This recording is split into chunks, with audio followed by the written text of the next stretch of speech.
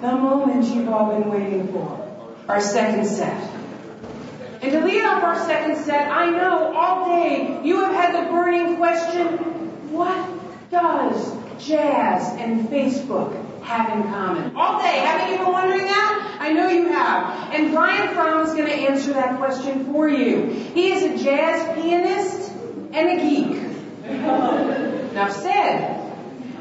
Read more when you're taking notes, read more at Cyber Savant, that is 2 V's, SAVVANT, cybersavant.com, or follow him on Twitter at Cyborg Savant. If afterward you don't remember how to spell that, come see me, I've got it written down. So he is going to tell us, what do jazz and Facebook have in common?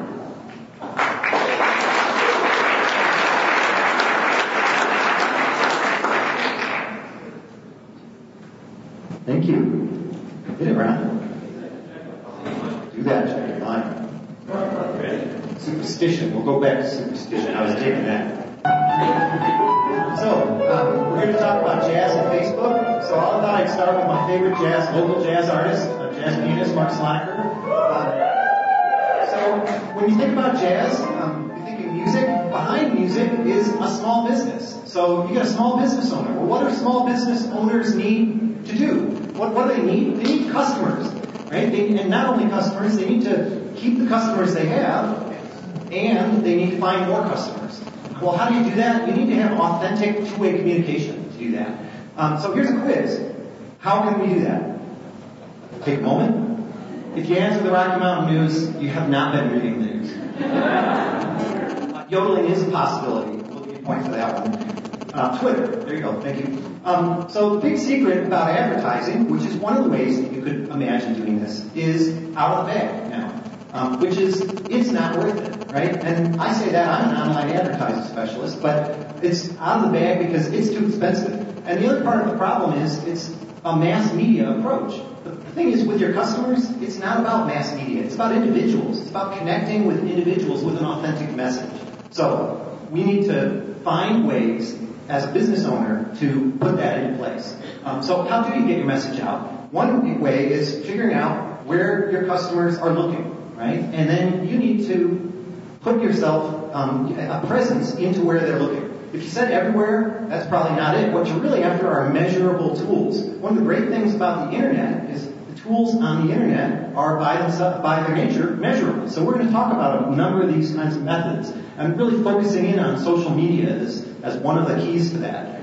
I mentioned cost in advertising. The trouble is, unless you're a big brand, you really can't afford to be everywhere. So what you need to do is just diversify your spending to get to a specific target. Right? So you need to find where your customers are looking. You need to get there. So let's talk about a couple methods that you can utilize. The first one is you need to build a community. Right? It's not about the mass. It's about individuals coming together in a dialogue.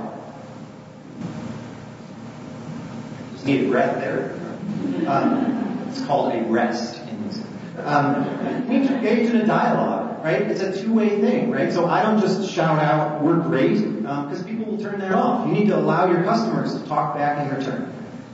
You need to leverage a network, or if you don't have a network, you need to start building a network.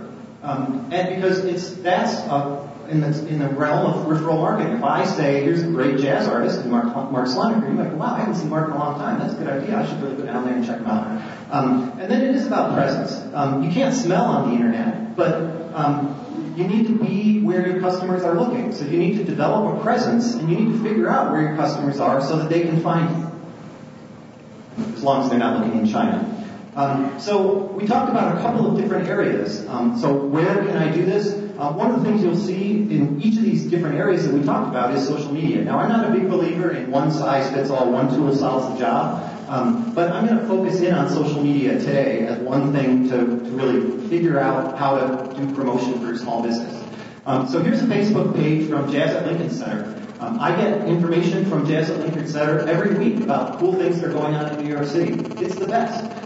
This is from jazz folks I know at the University of Northern Colorado who have a bunch of different bands, and they set up events on Facebook where they talk about their gigs and hundreds of people find out about their gigs and show up. And so they're doing self-promotion for very low cost. Another mechanism is Twitter. A lot of people mentioned that today. A lot of people think of Twitter, not this crowd because you guys are pretty savvy, as what did I have for lunch today? But Dell made $1 million in promotions through Twitter last holiday season. And then Twitter by itself is a pretty simple mechanism. It's just messaging. But there's a bunch of Twitter tools that the companies are building. There's infrastructure for doing a better job in this space.